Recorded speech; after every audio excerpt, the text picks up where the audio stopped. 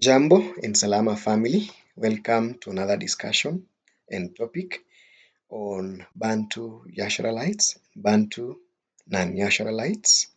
Over the past few weeks, days, we have discussed about the Bantu non-Israelite stocks, majorly found in the Nilotic stocks and the Cushitic stocks. And we have learned a lot of the things we've been taught falsely by our colonizer, by our captors on this topic, and the classifications that were done just to bring people who are close linguistically and to group them as thus. Today, this topic is an eye-opener because we are going to unlearn and relearn some of the falsehoods that we've been taught for centuries. Today, I'll start my discussion with discussing on the history of the Bantus, specifically those around Kenya. And this was done by a Gentile British European scholar who was governor of the British East Africa Protectorate called Sir Charles Eliot. By any means, I do not agree entirely on what he wrote, but some of the things he wrote was well informed, like what I'm going to read today. So, the Bantu speaking tribes of the Protectorate, besides the Swahilis, are the Wanyika, or inhabitants of the jungle behind the coastline, the Wapokomo on the Tana, the people of the Taita Hills and Taveta, the Wakamba, whose center is about Machakos and the Nzawi Peak, but who appear to extend from the Sabaki River to the district of Meru. On the east of Kenya, the Kikuyu or Akikuyu, inhabiting the Kikuyu country and the slopes of Kenya, and the Bantu Kavirondo on the northern west shores of Lake Victoria, with whom should perhaps be classed the little-known tribes of Kisii or Kosovo, who are Luya as well. It does not seem necessary to assume that there is any racial as opposed to linguistic unity among these peoples. At any rate, the burden of proof lies with those who make the assertion. It would appear that the Zulus and other warlike tribes of South Africa are very different from the Wakamba and Wanyika.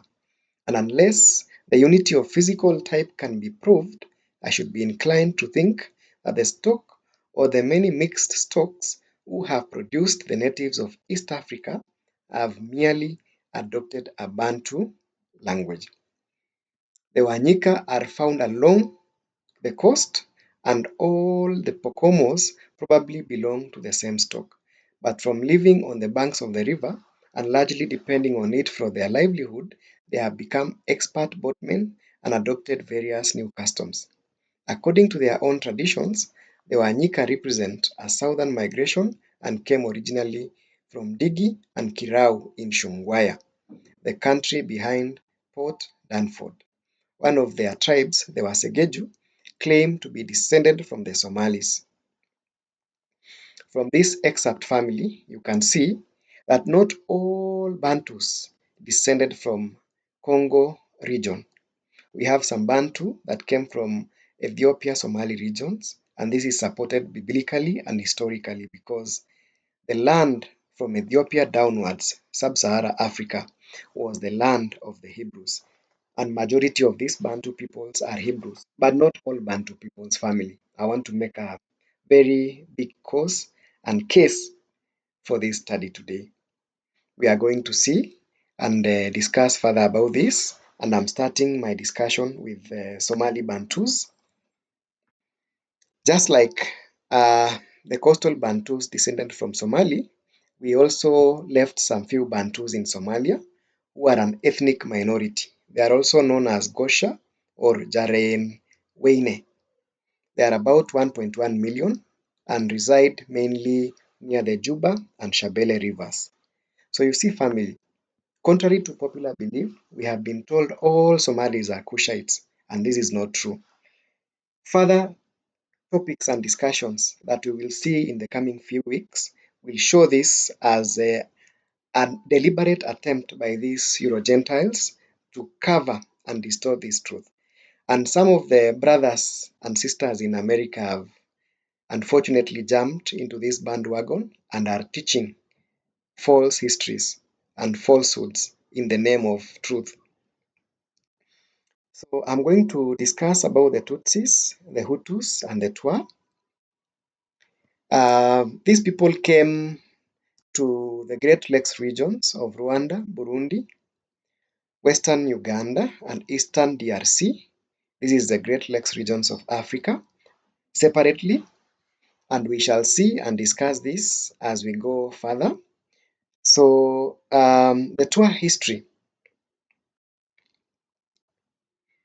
The Twa are also known as Batwa in plural form, representing one of the most ancient indigenous ethnic groups in Central Africa, primarily inhabiting the Great Lakes region, encompassing Rwanda, Burundi, Uganda, and the Eastern Democratic Republic of the Congo, DRC.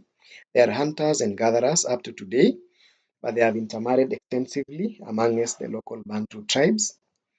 So, the nomenclature surrounding the Twa ethnic group is deeply embedded in the linguistic traditions of the Bantu-speaking peoples of Central Africa, reflecting both their indigenous identity and historical interactions with their neighboring communities.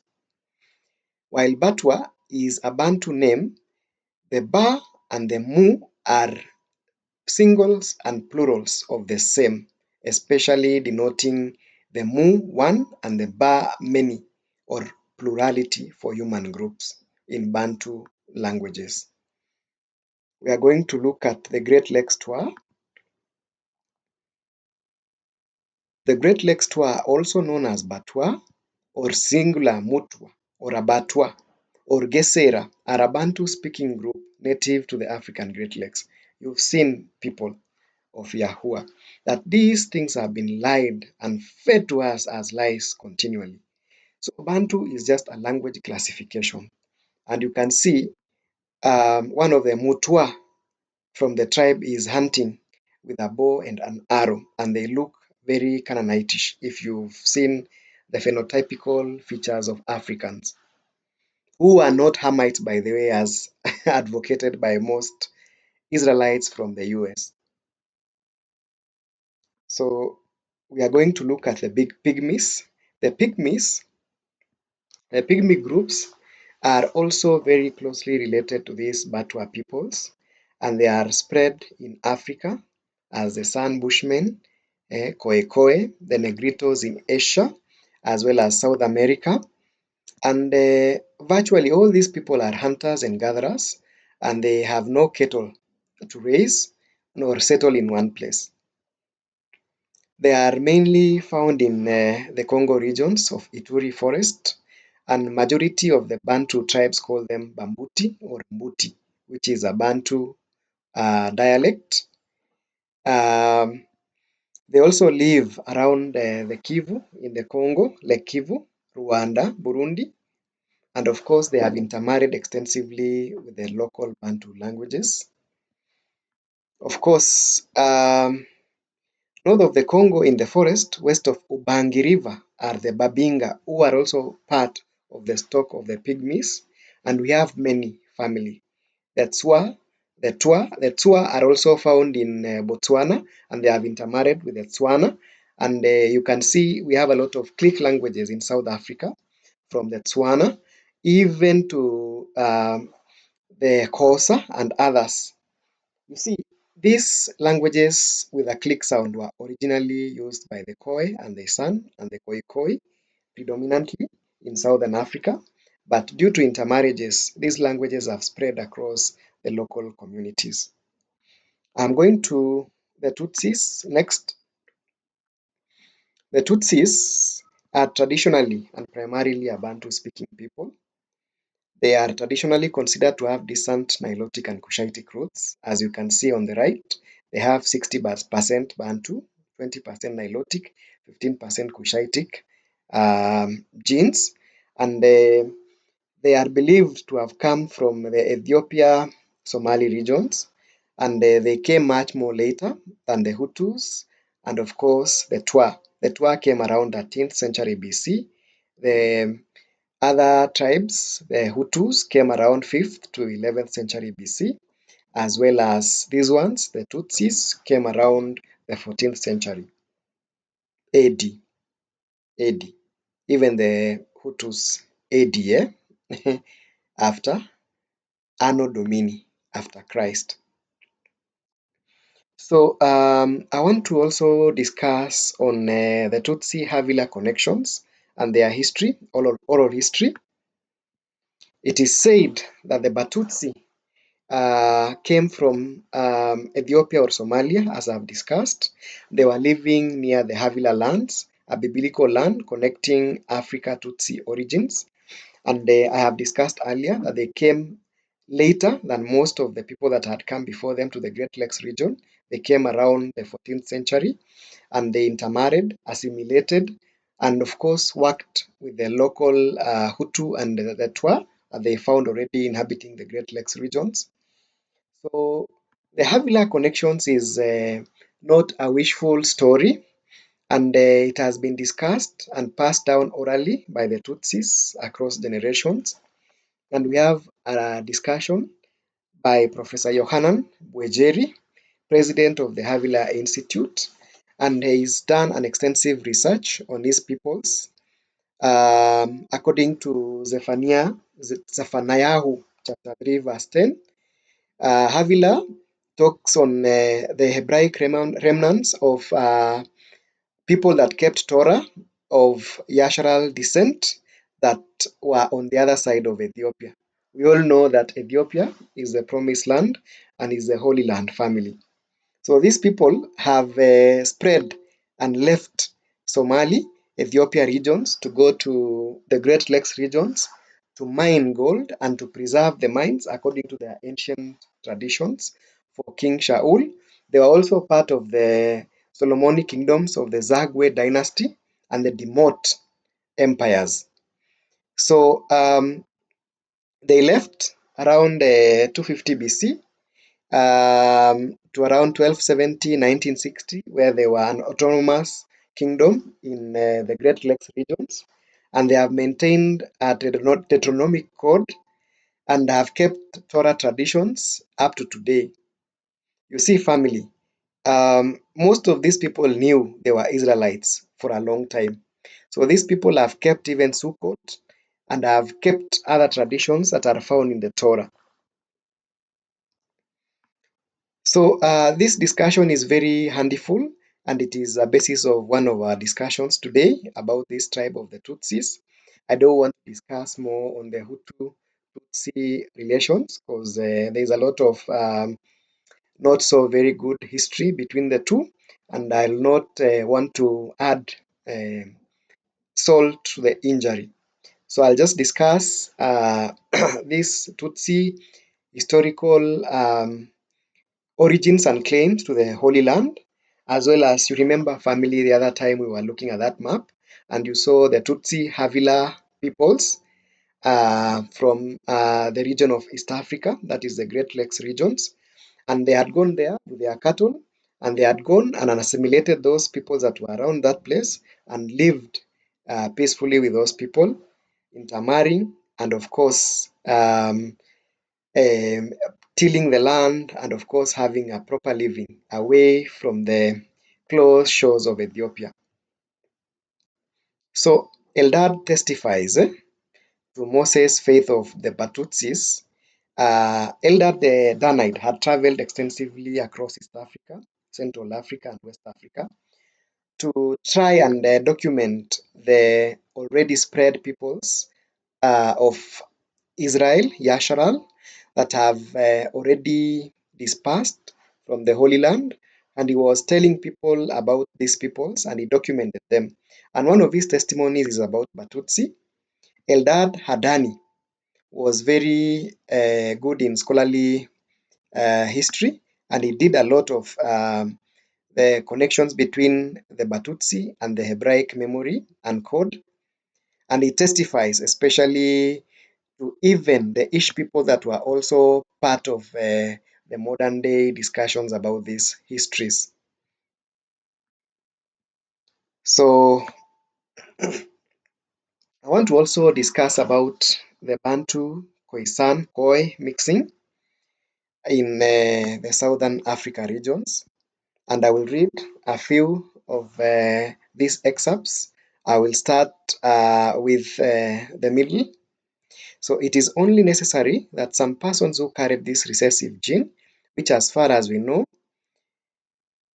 are able to tell could have been acquired only from Kung ancestors. Kung is also Khoi and San peoples were taken, and that descendants of this met and had children, some of whom acquired the dominant characteristics. In the light of data regarding the extent of Kung Bantu intermarriage now coming into our attention, it is probably that a not significant number of such recessive carriers were transported. This is seen primarily by the now adopted click language between the peoples of South Africa, predominantly the Xhosa, who are in South Africa. And it is, however, probable that middlemen, both Bantu and Khoisan speakers, engaged with the Okavango peoples that connected through a series of links with Arabs in the Congo headwaters regions.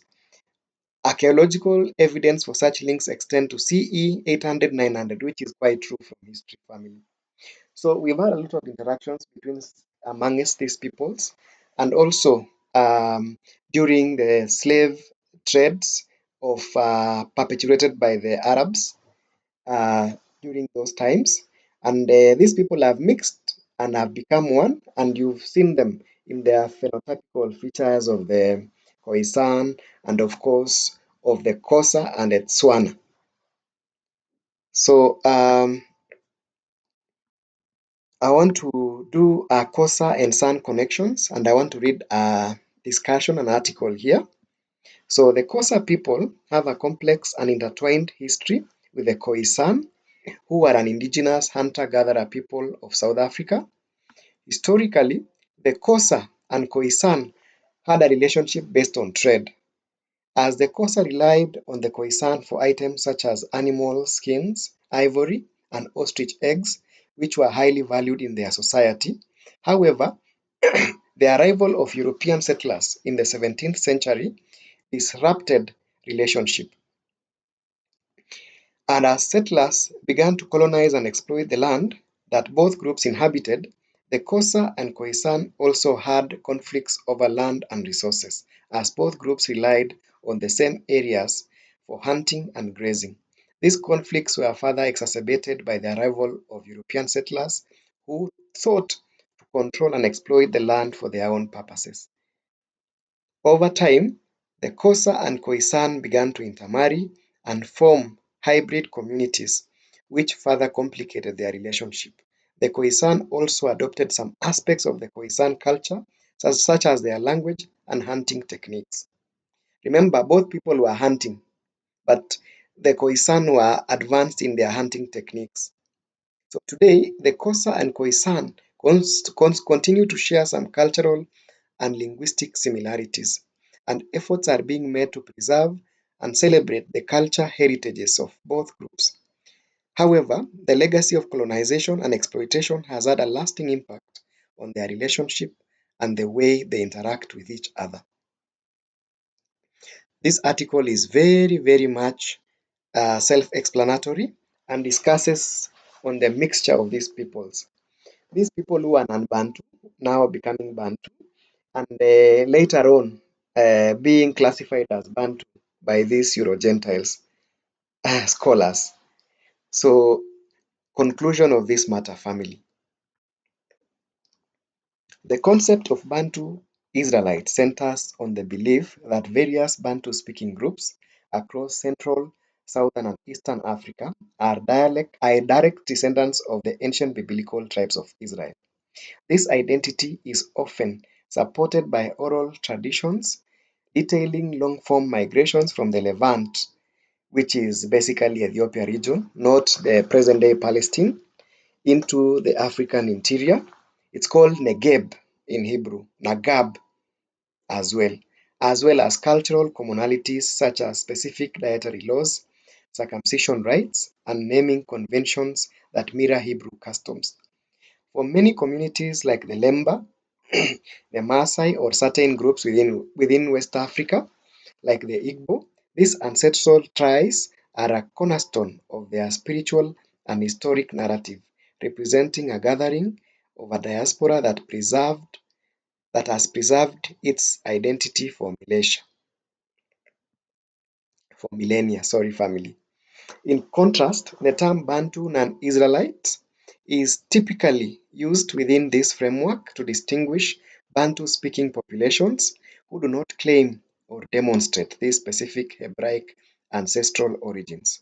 While these groups share the same broad linguistic and cultural landscape of the Bantu expansion, their historical trajectories and traditional belief systems are rooted in different indigenous African spiritualities or alternative migration histories.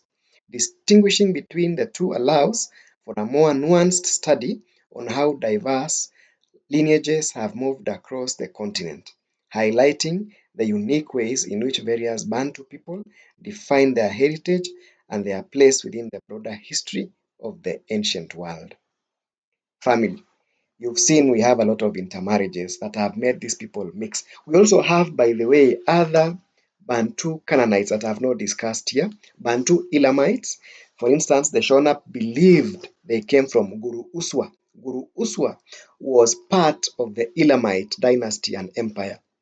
So, family, we have a lot of interesting discussions to look into in the coming few days ahead, and also to unlearn and erase some of the things we've been taught falsely.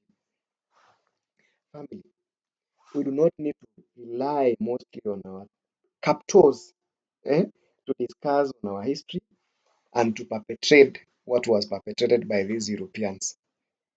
Special mentions to African Studies Center, kulanu.org, Britannica, Orville Boyd, Jenkins, Ait Africa, Sir Charles Eliot, as well as many other various African writers. Thank you for listening to me, family, and I hope this lesson was an eye opener and you have been edified. I hope to discuss this further going forward and to see that also amongst the Nilotic tribes, not all Nilotic tribes are Israelites, and not all Cushitic tribes are Israelites, also, family. We'll be looking at this going further. And in fact, I want to remind most of my American listeners, US listeners, that the majority of their ancestors came from the regions of West Africa, um, and descend mostly from the Judah settlements, Ephraim settlements, because they also mixed in there, Gad settlements, and of course Shimon, that is Simeon. So that is it from me today, family. I want to thank you for listening to me, and I hope to see you soon and discuss this further. Bye bye. Shalom. Salaamah. See you soon.